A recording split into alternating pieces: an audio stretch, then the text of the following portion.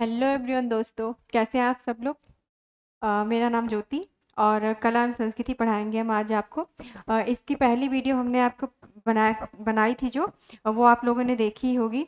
कुछ चीज़ें जो है इनमें इसके बारे में हमने आपको बताई थी और कुछ चीज़ें जो उसमें छूट गई थी, कुछ साइटें छूट गई थी जिनके बारे में हम आज आपको बताएंगे। तो आज हम यहीं से फिर से स्टार्टिंग करेंगे, जैसा कि हमने पिछली वीडियो में स्टार्ट किया था। यहीं से हमने कला एवं संस्कृति से स्टार्ट किया था। बट आज हम आपको कुछ चीज़ें इसमें जो है आपका डिटेल्स नहीं बताएंगे। इसमें जो कला और संस्कृति का जो बताया था ये थोड़ा शॉर्ट में ही बताते चलेंगे ताकि आपका रिवीजन हो सके इसी बहाने। और फिर आगे जाके हम उस जहाँ से हमने छोड़ा था वहीं से हम शुरुआत करेंगे इसकी। ठीक है। तो कला और संस्कृति के बारे में हमने आपको बताया था कि इसमें कई सारी कलाएँ आती हैं। आपकी स्थापत्य कला आती है, वास्तुकला आती है, चित्रकला आती है और बहुत सारी कलाएँ इसमें आपकी आती हैं। संस्कृति के बारे में भी हमने बताया था आपको उसकी संस्कृति में क्या-क्या चीज़ें होती हैं, त्योहार वगैरह जैसी चीज़ें होती हैं संस्कृति में, इसी तरह की चीज़ें इसमें आती हैं। फिर इसमें हमने आपको इसको परिचय के बारे में हमने बताया था कि वास्तुकला यानी आर्किटेक्चर का शब्द लैटिन सबटेक्टन से बना है जिसका अर्थ होता है निर्माता अथवा बिल्डर्स, जिसको हम बिल्डर भी कहते हैं, जो घरों का निर्माण करते हैं। और इसी तरह की चीज़ें हमने बताई थी। आदिकालीन मनुष्यों की आश्रय का निर्माण यहीं से होता है, जो अपने मनुष्य जो आश्रय का निर्माण करते हैं, जहाँ से मनुष्य अपनी जीवन की शुरुआत करते हैं, वो यहीं से उनकी शुरुआत होती है। और फिर आगे जाके जो-जो सभ्यताएँ बनती हैं, जो-जो चीज़ें यहाँ से शुरुआत होती हैं, वो चीज़ें इसमें शामिल हैं। और फिर इसमें आपका वास्तुकला भी आता है, विज्ञान भी आता है, इसकी भी शुरुआत आपकी यहीं से होती है। फिर इसमें आपकी मूर्तिकला की जब बात आती है, तो इसको इंडो यूरोपियन मूल के लिया गया है, जिसका अर्थ होता है मोड़ना। ये सब चीज़ें इसमें आती हैं। फिर इसमें हमने आपको वास्तुकला और मूर्तिकला का जो अंतर होता है, उसके बारे में भी हमने आपको बताया था कि वास्तुकला में क्या-क्या चीज़ें होती हैं और मूर्तिकला में क्या होता है। वास्तुकला में हमारे घर निर्माण के बारे में बताया जाता है, जो हमारी बिल्डिंग्स, भवनें वगैरह जो चीज़ें बनती हैं, वो वास्तुकला में ही होती हैं जिसमें हम डिज़ाइन करते हैं, डिज़ाइन के ज़रिए ही चीज़ें बनाई जाती हैं, मापन होता है। इन सब चीज़ों की आवश्यकताएँ होती हैं इसमें वास्तुकला में। वास्तुकला के अगर उदाहरण पे हम ले चलते हैं तो इसमें बहुत सारी चीज़ें आपकी आती हैं। जैसे आपकी ताजमहल हो गया, आपका लाल किला हो गया, इस तरह की चीज़ें जो भी ऐतिहासिक इमारतें भी इसमें वास्तुकला में आती हैं। आजकल हमारे घर भी वास्तुकला के निर्माण पे ही बनते हैं, इसी के आधार पे ही हमारे घर बनाए जाते हैं।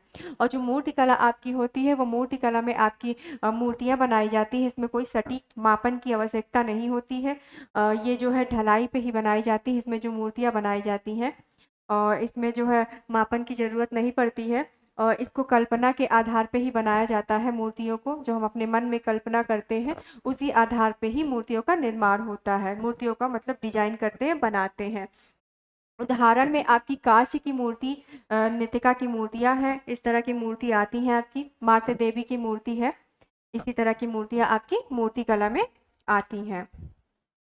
फिर इसमें हमने आपको भारतीय वास्तुकला के वर्गीकरण के बारे में बताया था। जैसे हड़प्पा कला है आपकी, मौर्यकालीन कला है, मौर्योत्तर कला है और आपकी एक दक्षिण भारतीय कला होगी, गुप्तकालीन कला होगी। इसके में जो है हमने आपको सब चीज़ें बताई थी कि हड़प्पा कला क्या है, मौर्यकालीन कला। मौर्यकालीन कला के बारे में हमने मौर्य वंश के बारे में आपको बताया कि इसमें मौर्य वंश का शासक था जो उस समय कलाएँ बनाई हुई थी। इसमें आपकी दरबारी कला एक है। चलिए बता देते हैं। दरबारी कला है आपकी, इसमें एक और एक लोकप्रिय कला है। 2 तरह की कलाएँ इसमें होती हैं, आपकी मौर्यकालीन कला में। एक लोकप्रिय कला और दरबारी कला। जो ये दरबारी कला होती थी, ये इस शासकों के द्वारा बनवाई गई चीज़ें इसमें शामिल हैं। जैसे इसमें महल हो गया, स्तंभ हो गया, स्तूप हो गया, ये सब चीज़ें आपकी दरबारी कला में आती हैं। जो लोकप्रिय कला है, इस लोकप्रिय कला में आपके जो वहाँ के मंत्री होते थे, जो वहाँ के लोग होते थे, उनके द्वारा बनाई गई चीज़ें आपकी लोकप्रिय कला में आती हैं। तो इसमें आपका जो है एक स्तंभ था, स्तंभ है आपका दरबारी कला में, एक आपका स्तूप है और एक आपका महल है। ये आपकी दरबारी कला में आती है। इसमें आपकी मूर्तियाँ हैं, लोकप्रिय कला में मूर्तियाँ हैं और मृदभांड है इसमें। ये सारी चीज़ें इसमें आती हैं आपकी। मृदभांड हो गए, जो वहाँ के लोगों के द्वारा बनाई गई चीज़ें होती थी, ये सब आपकी लोकप्रिय कला में आती है। तो जैसे स्तंभ की जब हम बात करते हैं, तो ये स्तंभ आपका अशोक स्तंभ आपने देखा होगा, ये उस स्तंभ की बात हो रही है। और जो सबसे पुराना स्तंभ था, वो था धमेक स्तंभ था, जो कि सारनाथ में है। ये भी आपके लिए इम्पोर्टेंट है, इसको आप नोट कर लीजिएगा। जैसे इसमें हम आपको जो भी चीज़ें बताते हैं, जो आपको इम्पोर्टेंट चीज़ें हैं, जो फैक्ट के रूप में आती हैं, वो चीज़ें आप जो है उसको नोट कर लीजिए, क्योंकि नोट आप करेंगे, नोट से आपको आसानी से यादें हो जाएंगी चीज़ें, जो भी चीज़ें होती हैं। जैसे कि ये होता है कि अगर हम किसी वीडियो को देख रहे हैं, तो सिर्फ उसको देख रहे हैं और सुन रहे हैं, तो वो चीज़ें हमको सिर्फ थोड़ी टाइम के लिए ही याद होती हैं, ज़्यादा टाइम के लिए नहीं। और नोट्स करने के ये तरीके हैं कि अगर नोट्स करेंगे तो वो चीज़ें हमको अच्छे से याद होंगी और कुछ टाइम के लिए याद होती हैं। कि जैसे कि अगर हम आगे किसी चीज़ों को भूल रहे हैं, तो हमने नोट्स खोला, देखा, हमको याद हो गया, तो ये आपका फ़ायदा होगा नोट्स में। तो ठीक है, ये जो चीज़ें हम आपको बता रहे हैं मौर्यकालीन कला के बारे में, हालाँकि आगे इस टॉपिक के बारे में हम बात करेंगे, आपको समझाएँगे, इसके बारे में बताना भी है, तब इसमें काफ़ी डिटेल्स में हम आपको बताएँगे इस टॉपिक में। और फ़िलहाल ये जो इसमें जो चीज़ें शामिल हैं, उसको हम बता रहे हैं, तो इसमें ये चीज़ें, कुछ चीज़ें हम अभी आपको बता दे रहे हैं, तो ये आपके लिए इम्पोर्टेंट है। तो आपकी मौर्यकालीन कला में अगर कोई भी प्रश्न पूछा जाता है, तो ये सब चीज़ें आपकी आएँगी। तो जैसे आपका स्तंभ हो गया, स्तूप हो गया, महल हो गया, ये सारी चीज़ें भी इम्पोर्टेंट ही हैं, इसको भी आप नोट कर लीजिएगा। तो स्तंभ में अगर आती है बात, तो स्तंभ में अगर आपके सबसे पुराने स्तंभ की बात आती है, तो इसमें आपका धमेक स्तंभ है। सबसे पुराना आपका जो है धमेक स्तंभ है, जो कि सारनाथ में है। और जब ये स्तूप की बात आती है, तो स्तूप आपका भी है, सारनाथ में ही है। तो स्तूप जो होता था, एक स्तूप एक टीले के तरह एक स्तूप होता था। जैसे अगर किसी मिट्टी का ढेर है, उसको ऐसे लगा दिया गया, तो उसी को हमने स्तूप नाम दे दिया। जो हमारे इतिहासकार होते हैं, उसी को स्तूप नाम दे दिया। कोई खास नहीं है, हालांकि देखने वाली जगह है, लेकिन अगर देखा जाए तो ये एक मिट्टी का टीला ही है। तो इसका जो डिजाइन होता है, तो ये एक ऐसे टीले की तरह इसका डिजाइन होता है, जो ये स्तूप है, बस ऐसे ही है, जिसको स्तूप नाम दे दिया गया। जब बात आती है इसमें महल की, तो जो मौर्य वंश में महल बनाए जाते थे, तो वो लकड़ियों के खास करके महल बनाए जाते थे। आगे जाके जब हमको वहाँ के महल के साक्ष्य मिलते हैं, तो खास करके वहाँ की लकड़ियों के महल ही बनाए जाते थे। ये उन महलों की बात हो रही है। मूर्तियाँ, जैसे कि मूर्तियाँ जैसे कि हमने कांच की मूर्ति की पिक्चर आपको दिखाई, तो वो जो कांच की मूर्तियाँ होती, उस मूर्तियाँ के बारे में बात हो रही है। और ये मृदभान मृदभान जो मिट्टी के बर्तन मिले हमको हड़प्पा सभ्यता में साक्ष्य के रूप में, उनको हम मृदभान कहते हैं। मिट्टी के बर्तनों को मृदभान कहते हैं। ठीक है, ये चीज़ें हैं आपकी। और गुप्तकालीन कला के बारे में भी बता दिया है हमने आपको। मौर्योत्तर कला जो मौर्य कला की जो है, जो पतन हो गया, उसी के बाद ये मौर्योत्तर कला की स्थापना होती है, वहीं से इसकी स्टार्टिंग होती है। और उसके बाद फिर ये आपकी गुप्तकालीन कला है। गुप्तकालीन कला में आपके ज़्यादा बड़े जो है भवनों का निर्माण नहीं हुआ, छोटे छोटे ही भवनों के निर्माण हुए गुप्तकालीन कला में आपके। फिर ये दक्षिण भारतीय कला ही है, कर्नाटक साइड की कला है आपकी। ठीक है, और फिर ये मध्यकालीन कला जो भारत में है, दिल्ली सल्तनत का आपका हो गया, मुगल काल का हो गया। इसको जो हमने आपको बताया 1206 से 1526 1526 तक है ये आपका।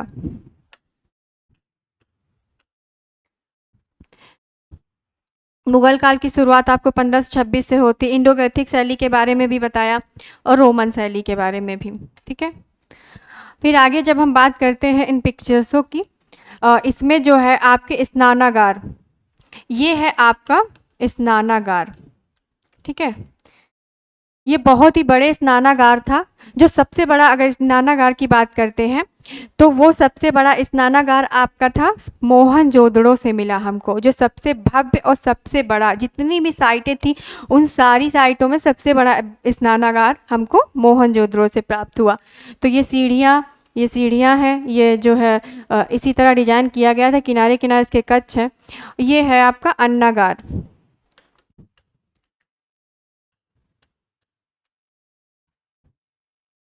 ये आपका अन्नागार है। अन्नागार के जो कमरे हैं, ऐसे ही लाइन से बनाए गए थे ताकि वहाँ पे अपने अनाज को सुरक्षित रखें और कीटों का जो है उनमें ज़्यादा कीट ना होए, कीटों से बचाया जा सके, ठीक है। अपने जो है सही सही से रखने के लिए ही इन कमरों का इस्तेमाल किया अपने अनाज को रखने के लिए। और ये मातृ देवी की मूर्ति है, वहाँ से हमको मिली।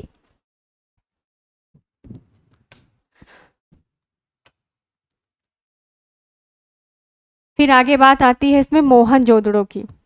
मोहनजोदड़ो के बारे में भी हमने बताया था कि मोहनजोदड़ो की जो है मतलब कहाँ पे मिला हमको मोहनजोदड़ो। 1922 में मिला हमको पंजाब के, पाकिस्तान के पंजाब में हमको मोहनजोदड़ो के बारे में जानकारी प्राप्त हुई वहाँ से हमको, जो कि सिंधु नदी पे है मोहनजोदड़ो। तो वहाँ से हमको यहाँ से जो ये मोहरें प्राप्त हुई हैं, नृतिका की मूर्ति प्राप्त हुई है और ये दाढ़ी वाले पुजारी की मूर्ति प्राप्त हुई है। जो इतनी ही मूर्ति हमको प्राप्त हुई है। जब इसकी बात करते हैं, ये पशुपतिनाथ की मोहर है। पशुपतिनाथ की मोहर जो है, ये पशुपतिनाथ की जो आकृति बनी हुई है, तो इस आकृति की अगर हम बात करते हैं तो इस आकृति को जो है हम शिव जी का रूप देते हैं। जो हमारे भगवान शिव हैं, ये उन्हीं का रूप है पशुपतिनाथ का। अगर इस पशुपतिनाथ में बहुत सारी चीज़ें आपकी दी गई हैं। गेंडा है, बैल है, कुबरदार बैल है, मछली है, मगरमच्छ है, बाघ है, हाथी है, इसी तरह की बहुत सारी चीज़ें दी हैं, हिरन है। बट गाय की आकृति इसके अंदर नहीं दी गई है, गाय इसके अंदर नहीं है इन आकृतियों में। और इस अगर रूप की बात करते हैं जो पशुपतिनाथ का रूप है, तो ये हमारे नेपाल की राजधानी जो काठमांडू है, वहाँ पे इनकी मंदिर है। वहाँ पे जो मंदिर है बागमती नदी के किनारे, इनकी मूर्ति देखने को मिलती है हमको ऐसी ही। वहाँ पे शिव जी की ही मूर्ति है वहाँ पे, जो इसको है यूनेस्को की विरासत सूची में इस मंदिर को सूचीबद्ध कर लिया गया है। काठमांडू की जो मंदिर है, और ये एक हिंदू मंदिर है जो है, वहाँ की जो मंदिर है ये काठमांडू की, वहाँ पे ऐसी मूर्ति हमको देखने को मिलती है, ठीक है। और अगर हम इसकी बात करते हैं कि ये कैसे बनती थी, इन मोहरों को बनाया कैसे जाता था, तो इन मोहरों को बनाया जाता था सेल कड़ी पत्थर से बनाया जाता था। एक सेल कड़ी पत्थर था, अभी आगे उसके बारे में हम बताते हैं, आपको दिखाते भी हैं उसको। वो सेल कड़ी पत्थर था, उसी से ये मोहरें बनाई जाती थी।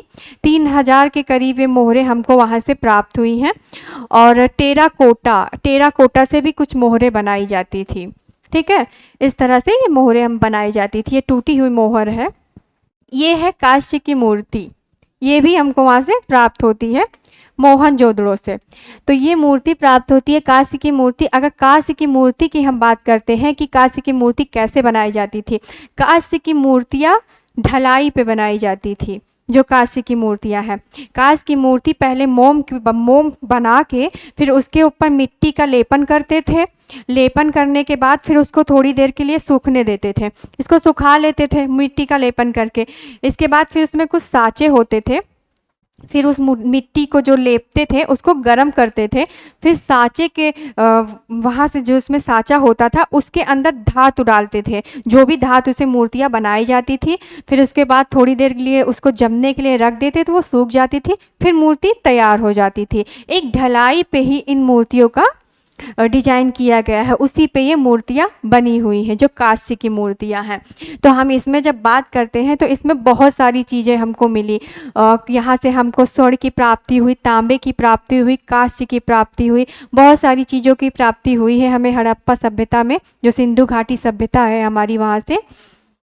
तो यहाँ पे सबसे इम्पॉर्टेंट चीज़ ये है कि हमको यहाँ से लोहे के कोई साक्ष्य नहीं मिले हैं, ठीक है। लोहे की हमको कोई प्राप्ति नहीं हुई है। अगर हम लोहे की प्राप्ति की बात करते हैं तो वो हमको वैदिक काल से मिलता है। लोहा हमको वैदिक काल से मिलता है 1500 बीसी से। जो वैदिक काल आपका है 1500 बीसी से 1000 बीसी तक का आपका वैदिक काल है, वैदिक काल है। और उसमें ऋग वैदिक में नहीं मिला है। जो इस ऋग वैदिक के बाद आपका उत्तर वैदिक काल आता है, उसमें हमको लोहे मिले हैं, लोहे के साक्ष्य मिलते हैं हमको उत्तर वैदिक में। जो आपका उत्तर वैदिक का काल है लोहे का, जैसे आपका ऋग वैदिक काल हो गया, चलिए बताते हैं। जैसे आपका ऋग वैदिक काल, ऋग वैदिक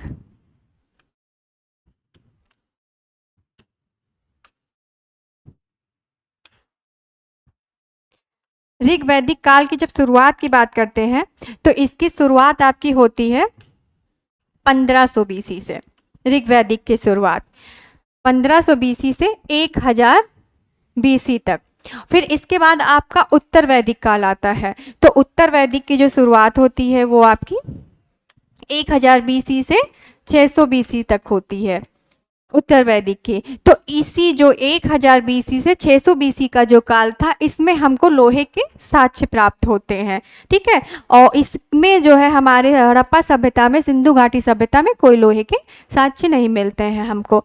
और इसको जो है, इस मूर्ति को जो है हमारे दिल्ली के राष्ट्रीय संग्रहालय में जो है इसको सुरक्षित रखा गया है। ये भी आपके लिए बहुत ही इम्पॉर्टेंट है कि अगर आपकी बात आती है कि इस मूर्ति को कहाँ रखा गया है, तो दिल्ली के राष्ट्रीय संग्रहालय में इसको सुरक्षित रखा गया है, नृत्यका की मूर्ति को। और ये मोहर जो है इसको भी आपके दिल्ली के संग्रहालय में ही सुरक्षित रखा गया है। अब बात करते हैं इसकी, जो ये दाढ़ी वाले पुजारी हैं, ये दाढ़ी वाले पुजारी हैं, इनको बहुत ही अच्छे से सुसज्जित किया गया है कि साल में लपेटे हुए पुरुष हैं। इनको दाढ़ी के भी अच्छे से डिजाइन किया गया। इनको देख के लगता है कि जैसे आजकल के मनुष्य जो रहते हैं उसी तरह से ये भी हैं, राजवंश के ही लगते हैं, कोई राजा ही शासक ही लगते हैं। तो ये जो है यहाँ पे है। और इसकी अगर इस मूर्ति की बात करते हैं कि ये मूर्ति हमारी कहाँ है, तो ये मूर्ति भी ये हमारी जो पाकिस्तान के राष्ट्रीय संग्रहालय में रखी गई है। ये हमारे यहाँ पे नहीं है, ये पाकिस्तान में ही है ये मूर्ति जो है, दाढ़ी वाले पुजारी की जो मूर्ति है। ओके, फिर इसमें आपकी ये सारी चीज़ें हो गई। ये है आपका धौलावीरा। अगर धौलावीरा की बात करते हैं तो आपका धौलावीरा कहाँ है? ये आपका धौलावीरा है,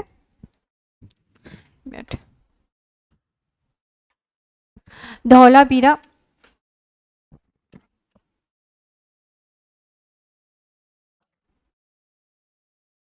ये आपका गुजरात में है, धौलावीरा। ठीक है, आप लोग को दिख नहीं रहा है।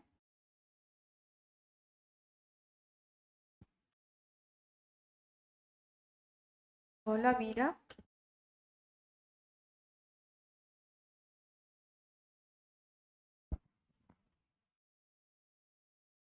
ये आपका गुजरात में है, धौलावीरा। अगर इसकी हम खोज की बात करते हैं तो इसकी खोज हुई है आपकी 1968 में, धौलावीरा की।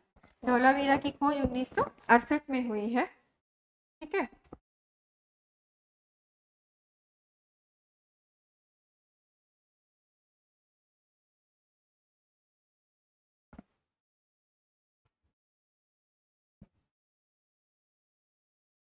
ये है आपका धौलावीरा का पिक्चर। ये जो धौलावीरा में चीजें जो दर्शाई गई हैं, ये कैसे कैसे यहाँ पे चीजें बनती थी, कैसे कैसे कमरे थे, कैसे कैसे बरामदे थे, इसमें जो बहुत ही अच्छी तरह से डिजाइन किया गया है। ये हो गई सड़कें, यहाँ पे सड़कें जो थी ऐसे बनाई गई हुई थी, ये थी सड़कें। और ये है आपकी नदी। ठीक है, ये आपकी नदियाँ हो गई। और फिर इसमें कुछ नालियाँ भी दी गई थी जो बहुत ही अच्छी तरीके से बनाई गई हैं इसमें नालियाँ। और यहाँ पे एक बात और, यहाँ पे जो नालियाँ बनाई जाती थी वो बहुत ही अच्छे तरीके से बनाई जाती थी। जो भी नालियाँ बनाई जाती थी तो नालियाँ ऐसी बनाई जाती थी कि जैसे अगर वो नालियाँ बनाई जाती थी उसके ऊपर पत्थर रख दिए जाते थे नालियों के ऊपर। जो भी नालियाँ बनती थी तो वो नालियाँ ढलान पे बनती थी, ऐसे ढलान पे बनती थी कि वहाँ का जो पानी का निकासी है वो आसानी से हो सके और वो जो पानी है आसानी से जा सके। इस तरह से नालियाँ बनाई जाती थी यहाँ पे।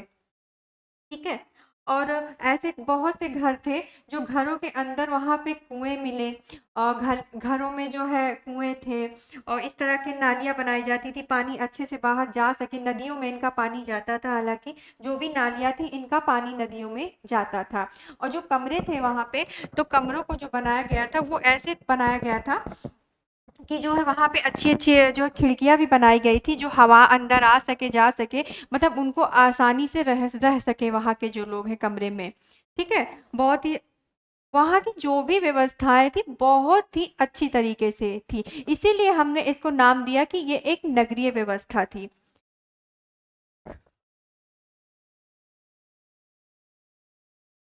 फिर इसमें बात आती है आपकी सिंधु घाटी सभ्यता।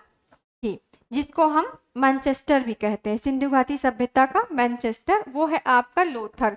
इस लोथल में आपके समुद्री व्यापार होते थे, जो एशिया से व्यापार होते थे वो समुद्री व्यापार होते थे लोथल में। लोथल पे हमें कुछ सिक्के भी प्राप्त हुए हैं, उनको देख के हमको लगता था कि हाँ यहाँ एशिया से व्यापार होता था, बाहरी लोग भी यहाँ पे आते थे लोथल में। और इसी तरह की चीजें लोथल में होती हैं। ये आपका देख लीजिए, यहाँ से व्यापार वाली चीजें दिखाई गई, लोथल का पिक्चर है आपका। ये सारी चीजें आपकी लोथल में होती थी। जब हम लोथल की बात करते हैं तो लोथल ये आपका आता है गुजरात में। लोथल आपका गुजरात में है।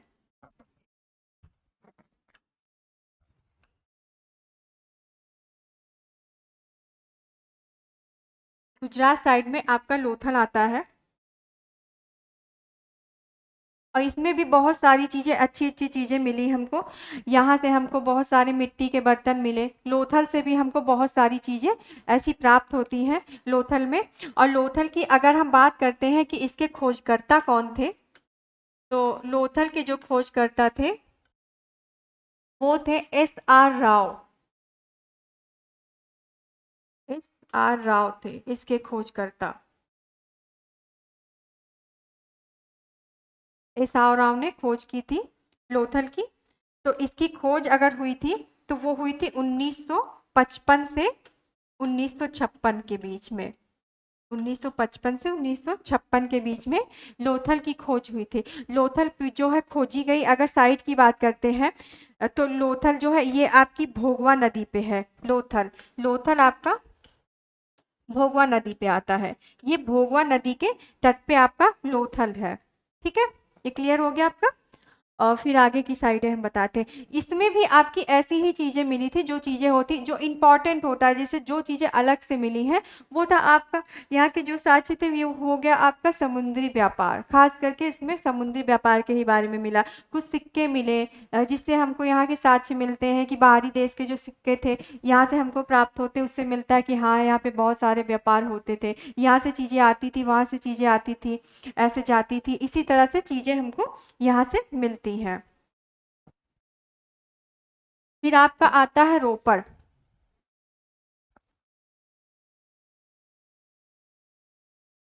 आपका रोपड़ आता है ये। तो ये है आपका सतलज नदी के किनारे। सतलज नदी के तट पे है।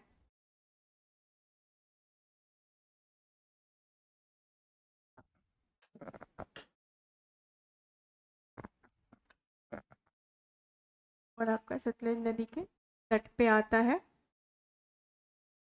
और इसकी जब खोज की बात आती है तो ये 1953 और 54 के बीच की खोज है। 54 के बीच में इसकी खोज हुई थी रोपड़ की। तो रोपड़ से भी हमको बहुत सारी चीज़ें मिलती हैं। तो ये है आपका पंजाब साइड में। रोपड़ जो आता है ये आपके पंजाब में आता है। यहाँ से जैसे हमको मिलती है, इसमें इसमें जो गड्ढे मिले थे वो अंडाकार में गड्ढे मिले हुए थे। इसके अंदर के जो गड्ढे थे वो अंडाकार गड्ढे थे। इसमें जो है बहुत सारी चीज़ें ऐसी हमको मिली जो सबसे अलग साक्ष्य मिले इसके अंदर हमको। वैसे तो समाधान वगैरह हर जगह पे हमको मिले, मोहनजोदड़ो में भी मिले, हड़प्पा में भी मिले, लेकिन यहाँ पे हमें कुछ ऐसे साक्ष्य प्राप्त हुए कि यहाँ पे जो मानव को दफनाया जाता था, जो उनका समाधान था, बहुत ही सटीक से बनाया जाता था, ऐसे करके मतलब गड्ढे टाइप में बनाया जाता था। तो वहाँ से मनुष्यों के साथ साथ में हमको कुत्तों के मतलब साक्ष्य प्राप्त होते हैं कि कुत्ते भी वहाँ पे दफन होते थे। मनुष्यों के साथ में कुत्तों को भी दफनाया जाता था। ये साक्ष्य हमको प्राप्त होते हैं। और बहुत सारे आभूषणों की भी प्राप्ति होती है, बहुत सारे आभूषण भी साथ में रख दिए जाते थे। तो हमारे इतिहासकार ऐसा मानते हैं कि हाँ ये चीज़ें हो सकती हैं कि वो उनको प्रिय चीज़ें थी जो उनके साथ दफन की जाती थी वहाँ पे। जब कोई मनुष्य की मृत्यु होती थी तो वहाँ पे उनकी जो प्रिय चीज़ें होती थी वो चीज़ें उनके साथ में रख दी जाती थी। ऐसा हमारे इतिहासकार जो है मानते हैं। ठीक है, तो ये आपका हो गया रोपड़ का। ये आपका आता है पंजाब में। ठीक है, जो इम्पोर्टेंट इसमें सबसे ज़्यादा साक्ष्य का है तो यही सबसे अलग साक्ष्य हमको यहाँ से मिलता है। और अगर इस साइट की हम बात करते हैं, रोपड़ की साइट की बात करते हैं, तो ये आपकी आज़ादी के बाद खोजी गई सबसे पहली साइट आपकी रोपड़ ही थी, जो 1953 में खोजी गई, 1953 से 1954 के बीच की। ये भी आपके लिए काफ़ी इम्पोर्टेंट है। आज़ादी की बाद अगर आपका प्रश्न आता है कि आज़ादी की बाद खोजी गई पहली साइट कौन सी थी, तो आपकी रोपड़ साइट थी आज़ादी की बाद पहली साइट आपकी।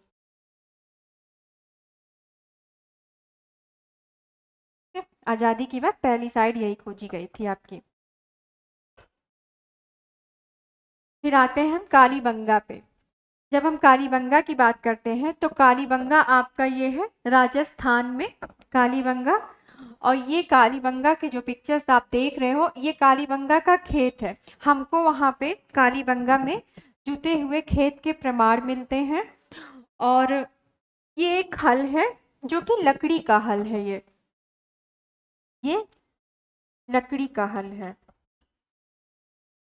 ये एक लकड़ी का हल हमको कालीबंगा में ही मिलता है। और देखिए ये यहाँ पे आपको दिख रहा होगा है, सही से नहीं दिख रहा है, लेकिन ये जुते हुए खेत के प्रमाण है, जो हमको वहाँ से प्राप्त हुए हैं कालीबंगा। और कालीबंगा के जब हम नाम की बात करते हैं कि आखिर इसका नाम कालीबंगा क्यों पड़ा, तो कालीबंगा का नाम इसलिए पड़ा क्योंकि कालीबंगा जो है, वहाँ पे हमको काली चूड़ियों के साक्ष्य मिलते हैं। वहाँ पे हमको काली चूड़ियाँ मिलती हैं कालीबंगा में। और हमको वहाँ पे ऊँट की हड्डियों के साक्ष्य मिलते हैं। इसी तरह के मिट्टी के बर्तन मिलते हैं हमको कालीबंगा में। इसी तरह की बहुत सारी चीज़ें मिलती हैं। तो इसके अगर नाम की बात आती है, तो वहाँ पे काली चूड़ी मिलने की वजह से इसका नाम कालीबंगा पड़ा। और ये कालीबंगा जो है आपका ये आता है आपका राजस्थान में। ठीक है, ये आपका राजस्थान में आता है कालीबंगा। और ये आपका वहाँ से मिला हुआ हल है।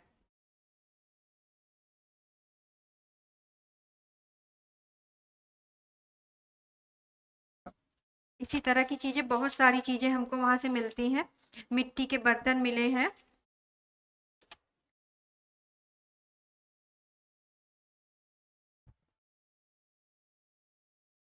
फिर आता है आपका सूरकोट का। और इसमें जो है, आप इसमें जो मिट्टी के बर्तन मिलते हैं, तो मिट्टी के बर्तन आप इसमें 2 प्रकार के बर्तन मिले। इसमें 2 प्रकार के बर्तन मिले, कुछ पक्की ईंटों के बर्तन मिले, कुछ कच्ची ईंटों के मिले हैं। 2 प्रकार के बर्तन जो मिले इसमें मिट्टी के, तो उसमें कुछ बर्तन पे चित्रकारियाँ की गई थी।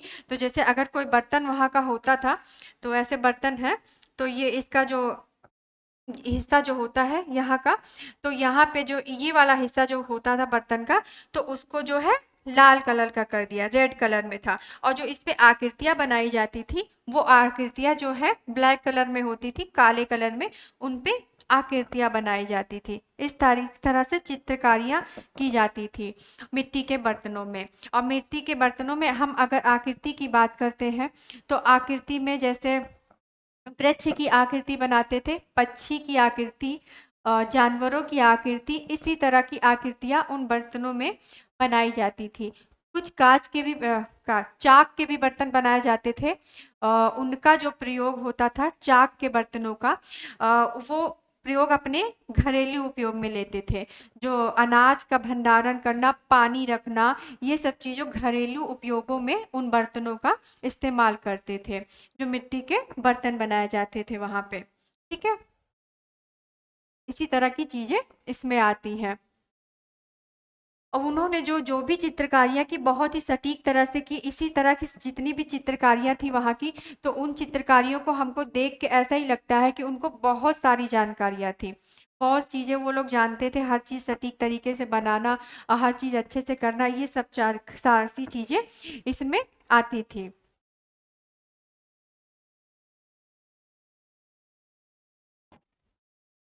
जब हम सूरकोटका की बात करते हैं, तो इसकी जो है खोज खोज कब हुई थी, वो हुई थी 1964 में।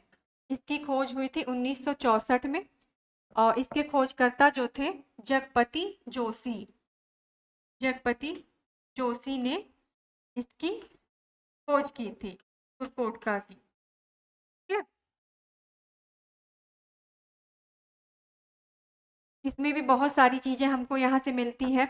जैसे इसमें हमको घोड़े की हड्डियाँ मिली और इसका अगर हम घोड़े की हड्डियों की बात करते हैं, तो घोड़े की हड्डियों का जो पहला साक्ष्य था, वो वास्तविक साक्ष्य हमको यहाँ सूरकोटदा से ही मिलता है, घोड़े की हड्डियों का।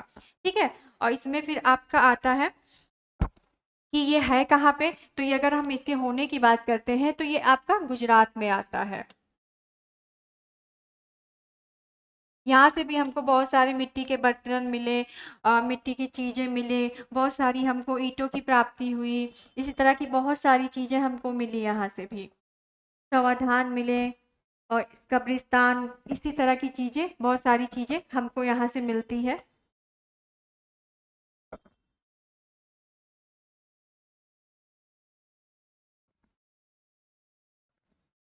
फिर आते हैं हम बानावाली पे। इसकी अगर हम बात करते हैं, तो ये है आपकी सरस्वती नदी पे। सरस्वती नदी पे बनवाली है और इसका जो है, ये है आपका हरियाणा में। ये आपका हरियाणा में आता है और ये है सरस्वती नदी के तट पे आपका। ठीक है?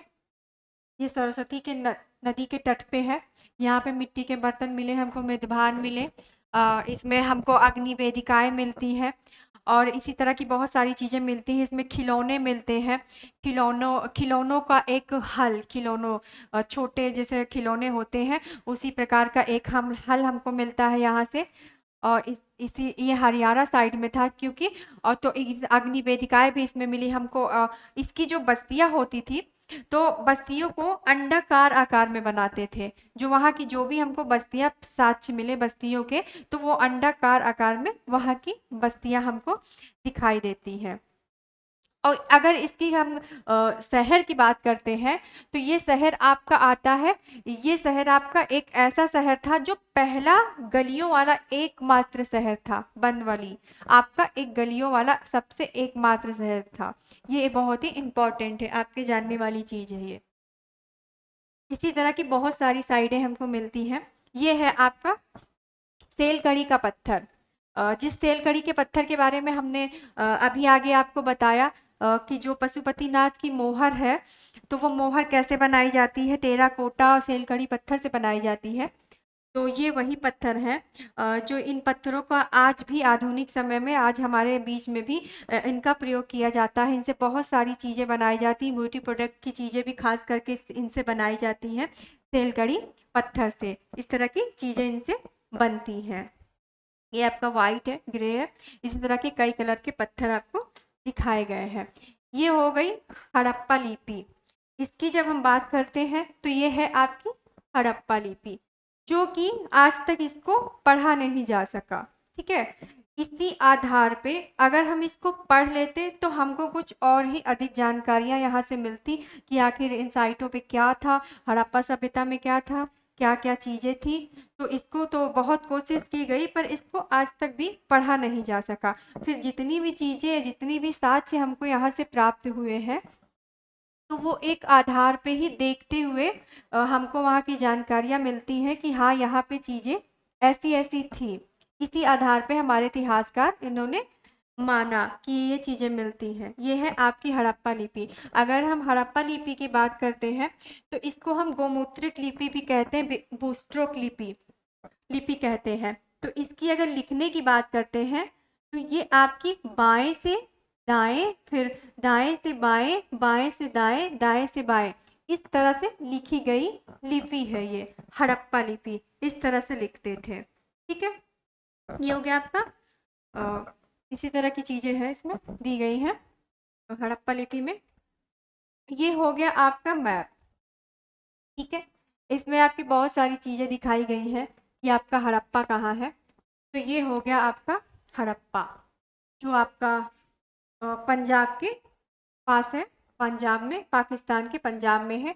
ये आपका हड़प्पा हो गया। ये आपका यहाँ पे है मोहनजोदारो, यहाँ पे ये आपका दिख रहा है, ये आपका मोहनजोदारो है। यहाँ बहुत सारी चीज़ें आपकी दी गई हैं, बहुत सारी साइटों के बारे में इसमें बताया गया है कि कैसे-कैसे थी यहाँ पे, क्या थी, कौन-सी नदियाँ थी, यहाँ से सिंधु नदी है, रावी नदी है, ऐसे बहुत सारी नदियाँ जो हैं यहाँ से आती हैं आपकी, ठीक है? चौंदारो, ये आपका चौंदारो है और इसी तरह की चीज़ें आपकी आती हैं इसमें, कई साइटें दी गई हैं। अब रोपड़ हो गया, ये आपका रोपड़ हो गया इसमें। इसी तरह से चीज़ें जैसे हैं, कुछ साइडें ऐसी दी गई हैं जो आगे हम आपको बताएँगे। जैसे इसमें एक साइड आपकी आती है आलमगीर, इसमें एक आलमगीर की साइड आती है, जो कि आपकी एक मेरठ में है, उत्तर प्रदेश के मेरठ में आपकी आलमगीर की साइड आती है।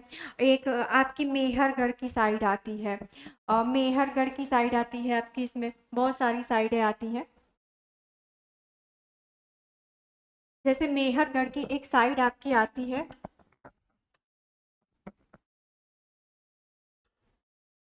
तो मेहरगढ़ की साइड की अगर बात करते हैं, तो मेहरगढ़ साइड में यहाँ से हमको कपास मिलता है, ठीक है?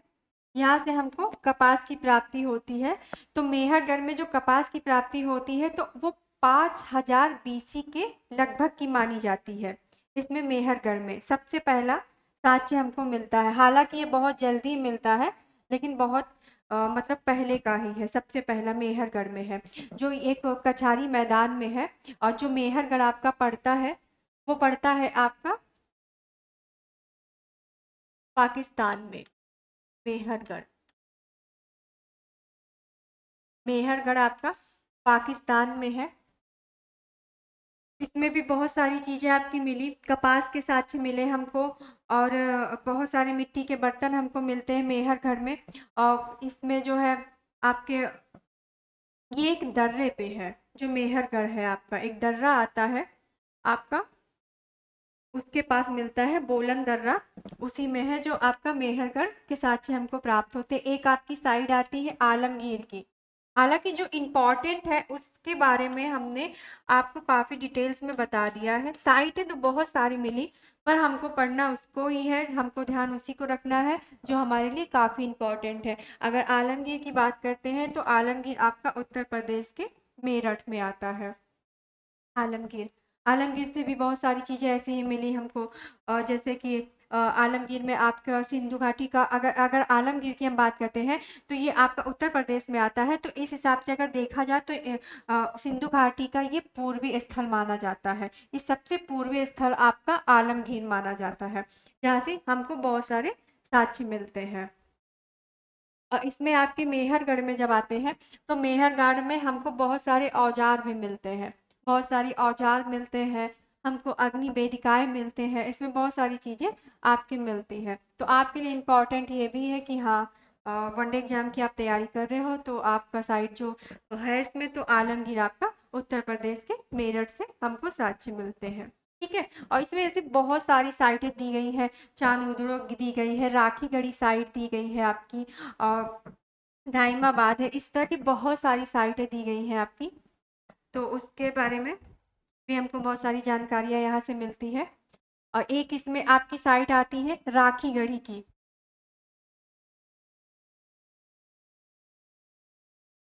राखीगढ़ी की साइड आती है आपकी। तो ये साइट की अगर हम बात करते हैं तो ये आपकी 1969 की साइड है, जो यहाँ पे खोजी गई थी। तो और ये साइड आपकी है घग्गर नदी पे, घग्गर नदी पे ये आपकी साइड आती है, राखी नदी। इसमें हमने आगे लिखा हुआ नहीं है, तो इसमें हम थोड़ा आपको ऐसे ही बता रहे हैं, क्योंकि है तो इम्पॉर्टेंट, पर अगर चीज़ों की हम बातें करते हैं तो चीज़ों की जो है सारी चीज़ें वैसे ही हमको मिलती हैं, पर जो तो इम्पॉर्टेंट होती है हाँ उसमें अलग से ऐड कर देते हैं कि हाँ ये चीज़ें हमको प्राप्त हुई। यहाँ से भी हमको मिट्टी के बर्तन, औजार, ऐसे ही घर, ये सब चीज़ें, बहुत सारी चीज़ें हमको यहाँ से मिली हैं। इन सब साइटों से जो है मेहरगढ़ हो गया आपका, आलमगीर हो गया आपका, राखीगढ़ी हो गया।